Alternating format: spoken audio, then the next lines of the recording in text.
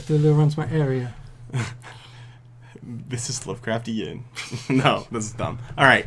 Welcome back, everybody. It's time for a little bit more Two Lowly Investigators. Tyler and Kyle, I think. Greetings. We're doing something a little different today. So usually we do pack reviews or cycle reviews.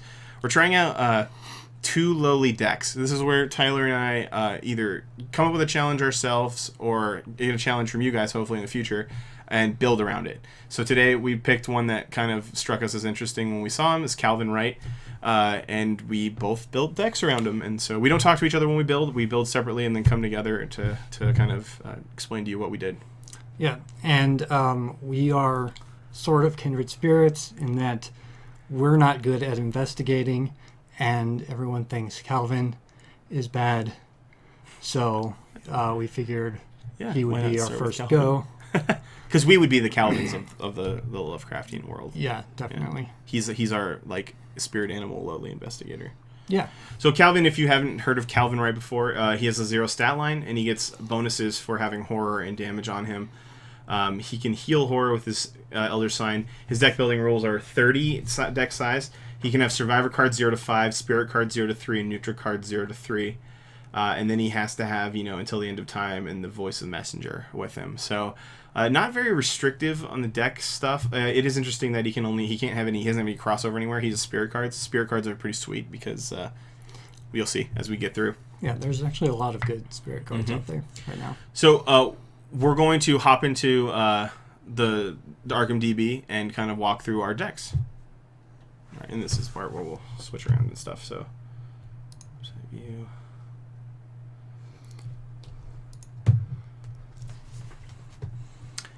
All right, well, here we are with our first deck. This is the one that I built, so this is the solo build. We haven't come up with a cool name for it, but we might by the end of the episode. But this is just the Two Lowly Investigators Calvin solo build. We'll have these decks in the comments below, and you can see them later if you care about them at all. But I'm building Calvin for our Forgotten Age playthrough because I think it's interesting. So I wanted to take Calvin and try to think of a way to play him differently than I've already built him. So I tried to do solo. So I was like, what kind of cards can Calvin handle in a solo campaign? Like where he just kind of loses at the beginning and then starts to ramp up really crazy at the end. So I started out with Fire Axe. I think Fire Axe is a pretty solid card inside of most Survivor stuff just because it has the variability of letting you up your attack if you need to and possibly getting more damage if you decide to up it a lot. Flashlight because investigations needs to happen and this is a card that facilitates that. Cherished Keepsake and Leather Coat. Those are the two things that I think are going to save Calvin in the long run because they're the things that make him not die so much on his own. They effectively give him 7 health and 7 sanity. 8 health and 8 sanity. And you can have multiple. Well, you can have multiples out, but you can have multiples in your deck, and so you can kind of put them out as you need them. And then Painkillers and Smoking Pipe. I got this idea from another builder as well. This is kind of cool because what they allow you to do is they allow you to conditionally, as a quick action, switch back and forth a few times your sanity and health. So you can pad your stats basically. If you need some more fight or fight or evade, you can move a sanity to a health damage and vice versa. So that's kind of a cool little trick you can do to make sure you're ready for every scenario without having to play a card like Physical Training or Hard Knocks or something like that. I'm out of here because I think having one of these in a deck when you're solo is great because you don't have to deal with the rest of the scenario if it has a resign ability. That's a pretty good one. And you still get the resign effects, right? So I'm thinking about the stuff we've had to do in numerous campaigns where it's in order to resign, you have to have 23 clues and killed 3 investigators, and you're just no, I'm actually leaving right now. So that's good. It still counts as resigning for the effects of the game as far as I understand it. So having one in there is just kind of fun for me. I was actually trying to figure out a way to get that into my deck. With Leo or with Wendy? Calvin. Oh, okay. Just because it's really funny. And it is a spirit card, so you can't have it. So that's my first cross-class one. Dumb Luck is in here because Dumb Luck seems like it's going to happen enough that you're going to be I'm going to get evade. Oh, I failed. I guess I'll shuffle that enemy back into the encounter deck. Or, I'm sorry, evade the enemy. I'll put it on top of the encounter deck. I'm getting all the cards confused. Fight or Flight, because I think at some point you're going to have horror on you because you're Calvin and you're failing, so why not have a card in here that lets you get a bunch of stuff? This is like the mind over matter for Calvin, right? Yeah. Lucky, because Lucky's a solid card to put in any investigator deck you can put it in, because if you fail, you didn't fail anymore, usually. Perseverance, because this is 1 in the card, and I might up this to 2 and switch Unexpected Courage out, but Perseverance, the only reason I put 1 in is because it costs 2. So if you don't have the money for it, it doesn't do anything, but it saves you from dying, which is something... I imagine Calvin's always going to be on the edge of kind of just dying, and so being able to not die is a great effect, right? Ward of Protection, because it's a good way to deal with stuff, and it's a spirit card. Not Without a Fight, and I imagine this being useful for evading or fighting. If you're engaged with an enemy, you get an extra 1, so you can kind of like, get the 2 for 1. So you get six symbols on a card, 2 of each for just being engaged with an enemy. Guts, Perception, and Unexpected Courage are also in there. They're just the standard skill cards. Guts and Perception just because I want to be able to investigate and I want to be able to evade some of the crazy horror stuff that comes in the encounter deck. And then Rise to the Occasion, because I think Rise to the Occasion is an auto included for Calvin. Yeah, definitely. Yeah. So solo build, I thought this was kind of like you can survive long enough to get what you need to get done. The one thing it's probably lacking is any kind of like non-action based clue getting, and that's a choice I made. I think Flashlight will be good, and you can upgrade to Newspaper or something else later if you need to. And you have Perception. Oh, and one thing I missed was Madame Lebranche. So this is kind of like if you're in dire straits, you have a 2/2 Sanity Helper, right? And this is the only other ally you have. And you can also get some cards and resources if you decide that you need those for any reason. So that's going to be fun. And then, of course, I randomly chose Indebted, and then Until the End of Time, and Voice of the Messenger. If I had to choose my weakness, though, I'd probably choose Dark Pact. Yeah, because that's the most thematic. Very thematic. Are there any upgrades that are a must get? Yeah, I was trying to think about that, because I think there was some in here that I was like, man, that would be really cool. And so I was like, I think that an easy way to try to look at this is kind of look through like what you have here for upgrade choices. Definitely think Newspaper is probably a good one, just because it kind of gives you a lot for a little. And then when you're playing solo, there's a decent amount of times where you're going to have 1 clue on a location, right? And so you can use the Newspaper benefit to get that clue and be done with it. And theoretically, not have that clue anymore. And so you can kind of use Newspaper to get around that stuff. Maybe even some of the upgraded stuff here. I don't think that one. I like Close Call because I think it's really useful to get stuff back in the deck, because you're going to be drawing 1 a turn in solo, so it's a little bit slower than like your 4-player game. So things that can put things back in the deck are going to be a little bit more helpful. You're not going to see as many of those cards, right? If you do get swarmed, Infighting could be a good one. I think upgrading Lucky is always cool because you can draw. Yeah. There was I think True Survivor. No, that wasn't it. That could be fun if you had enough horror and damage on you, but I don't know. I think those ones. I think those are probably the ones that I would stick with. There's probably some pretty good spirit ones that you can upgrade to, but I didn't really think about it that much. I was thinking of just kind of securing things that you maybe felt were weak in the first few playthroughs that you played. Yeah. Any comments or any questions? Well, that looks like a pretty solid deck. Like you said, it lacks clue getting things. Yeah. Well, that was my build. I don't know what to call it. Calvin's solo trip to town. That's what I'm gonna call it now. Calvin's Partyville in Monsterland. That's my terrible typing. There we go. Calvin's solo Partyville. All right, and then next we'll hop onto Tyler's. So Tyler will take the reins if you feel comfortable and talk about your deck.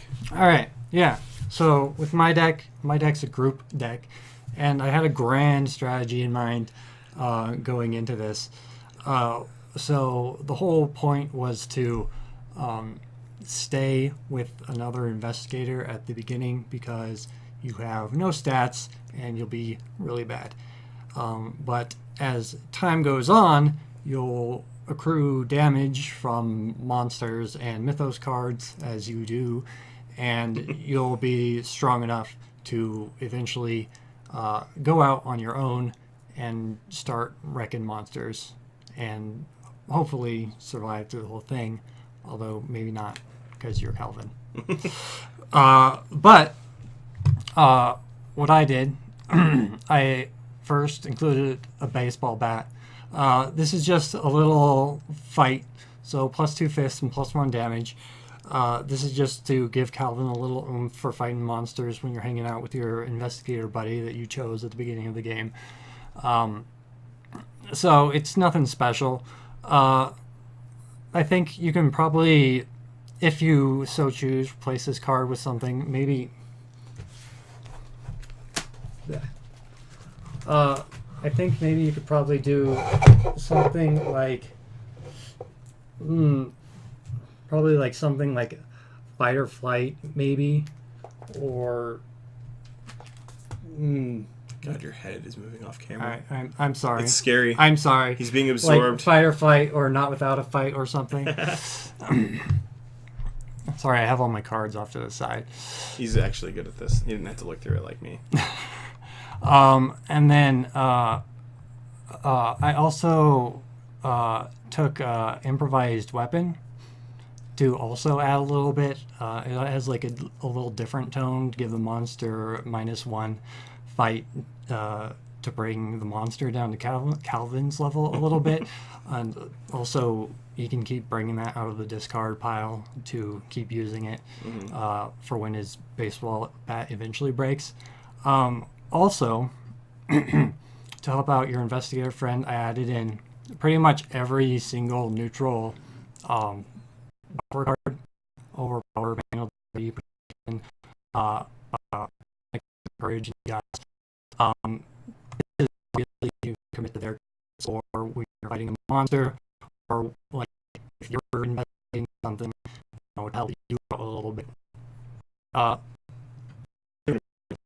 Be able to Help them. And to go along with lucky, so eventually you're going to fail that. So this obviously combo with your general inability to do anything. So that's for the month. And then obviously you'll get and then unlucky and you're fighting a monster.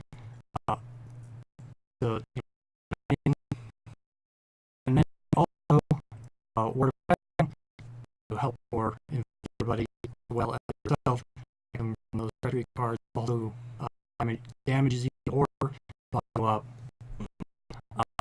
Evasion that I must, just like Kyle said. I also did handle this to take on no cards for everybody. It also have stats combo well with the skill cards. And then on top of that, I I think this one's pretty great.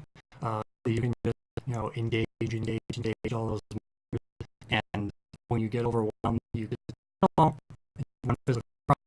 and help Calvin's stats and over the course and he'll get stronger and stronger, and eventually you probably won't even need to start with an investigator. And it also you can commit that even fight with anything. So really, this is just about someone that can be strong enough to finish out on your own. Okay. And that's the main theme of it. What kind of upgrade was you before? First upgrade, absolute upgrade. I was thinking of doing. Where was it? It is a dry card.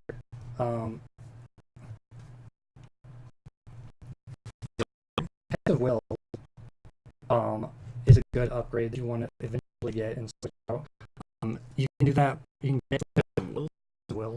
That's Will. Oh, you could probably switch out or a that's a good one. And then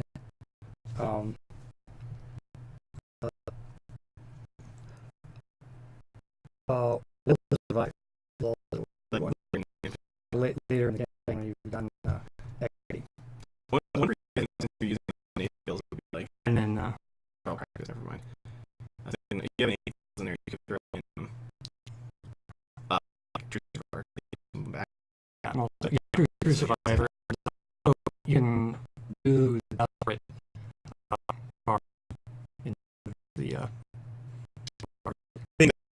like when they do point the campaign, from start with like three mental instead of cards there, it means that you get 4 icons right away. So cool. To be able to do that throughout, keep you alive, and then have 3 and be able to do that right away. So that's really cool. I think that happens later in the game. And the game is harder, you can leverage those. I chose not to do Dark Horse. You have a lot of, you have like a lot of survivor cards are really like great, and Dark Horse is like popular. Cool. Like popular, yeah. Red is popular, but there's like a lot of really good skill cards, or not skill cards, but like good survivor cards in general, and you're not getting enough out of Dark Horse to justify it, in my opinion. Yeah, I agree. But I think that's the right way to go. Calvin, Yeah. We probably build a really cool Calvin. Or with your that like any